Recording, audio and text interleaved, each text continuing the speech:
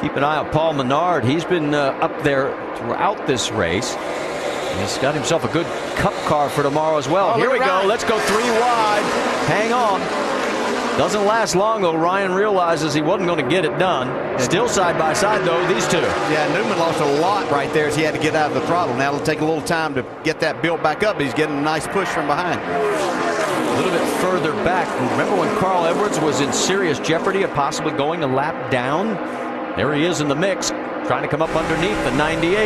We go on board with Allgaier. Carl has fresher tires than these guys, trying to make that work down on the inside.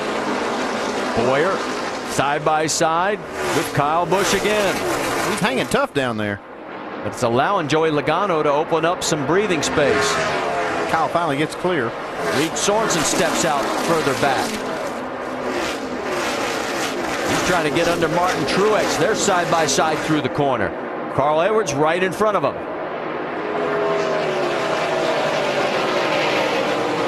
Truex carries the momentum, takes the spot back.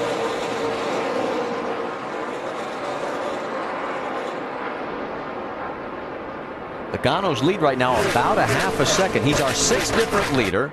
We've had a total of 6 lead changes. Once Kyle Busch cleared Clint Boyer, he's able to start coming back towards the lead. That's the last time we were saying Kevin Harvick in a battle for 12th.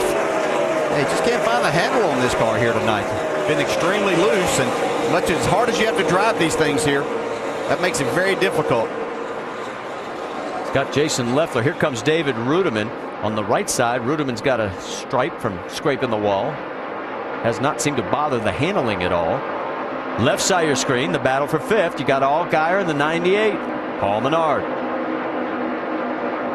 And Menard's got up on the outside. He's able to trap Justin Allgaier down to the inside and take that spot away. Boy, did you see Truex whip out as he tries to go underneath Carl Edwards? Sorensen's trying to catch up to him. Maybe the two of them could get around him if he can get close enough. There goes Truex. He's even got fresher tires than Carl. He just pitted at lap 82. So Keselowski's right behind Edwards.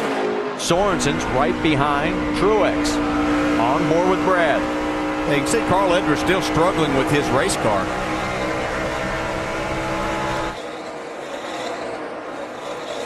Keselowski and Sorensen now behind Brad.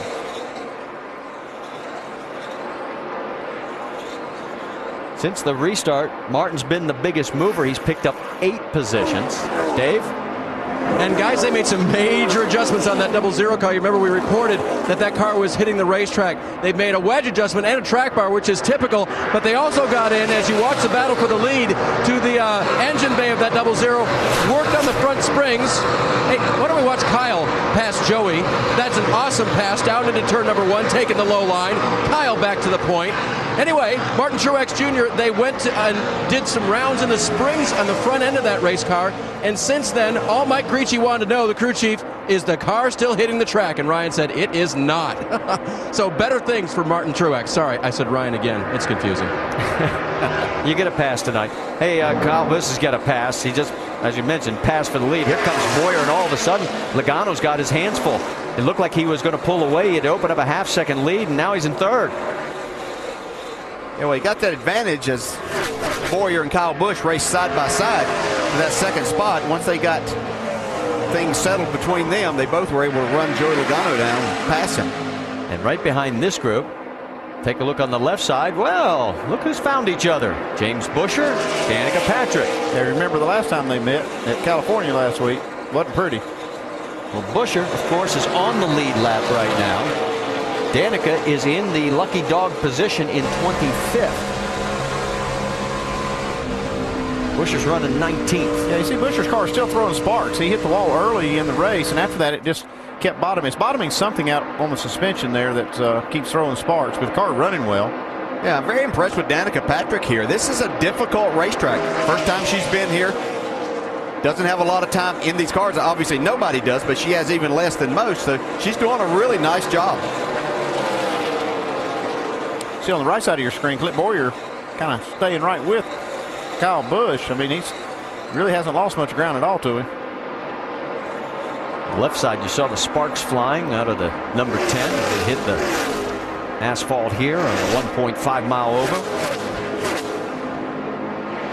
Boy, look at this battle a little bit further back behind the leaders. Yeah, these three right here. You got Menard with Newman side by side with Allgaier. Menard just passed Ryan Newman for that spot. And Paul is now shown in 4th position.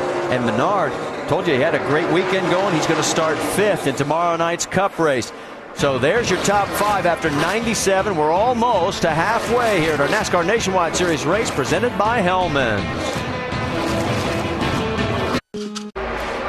Just past halfway. Here's our 5-hour energy rapid recap. Danica Patrick out there slugging it out tonight. Right now running in position to get the free pass if the caution comes out. Yeah, she's running great. This is 2 weeks in a row now. Last week in California. This week she's showing she can do this thing. I mean, she looks good out there. Story started tonight. Would Joe Gibbs Racing have a better grip on the next generation Nationwide Series car? That's a resounding yes. Yes. Kyle Busch gets out front. I mean, he's led 63 laps early. Joey Logano's led about 8 laps. So the JGR cars are back in form in the Nationwide Series for sure. We thought at the start of the night turn 4 would be the trouble spot. Instead, it's been turn 2. A couple of pretty good crashes over there, Ray. Well, it's just slick. The aerodynamics seem to be making a big difference on these race cars, and as good as they're drafting, they seem to be making the guys loose when they get side by side. And another one, Robert Richardson goes around. Watch Eric Almirola. Ooh, got by. Ryan Truex didn't. And turn 2 has been the tricky spot tonight instead of turn 4. 5 cautions for 23 laps in the first 100 laps of this one. Kyle Busch has done the most leading. He's been out in front for 64 laps. Clint Boyer has led for 22 laps after starting on the pole. And that's pretty much the story. Now what we're coming up on next is a series of split pit stops. And what I mean by that, last time Kyle Busch was on pit road was under the green at lap 55. Well, we've had cautions since then, 2 of them. And he has actually 3 of them, excuse me. Yeah. He hasn't stopped. Other guys have on some of those cautions. So we're about to get into a whole real stressful situation for these crew chiefs with different guys on different pit stop schedules. I'd say about 8 more laps for Kyle Busch, it looks like to me. I mean, he'll be coming down in about that period right there. Last pitted on lap 55. Yep. These guys been calculating 55 to 60 laps. They can run on fuel, throw a couple of caution laps in there, something like that. That's Eric Almirola, 88. Brendan Gaughan, 62. This is race for 15th place, one of the closest on the track at the moment, as the field has spread a little bit in this run of the race.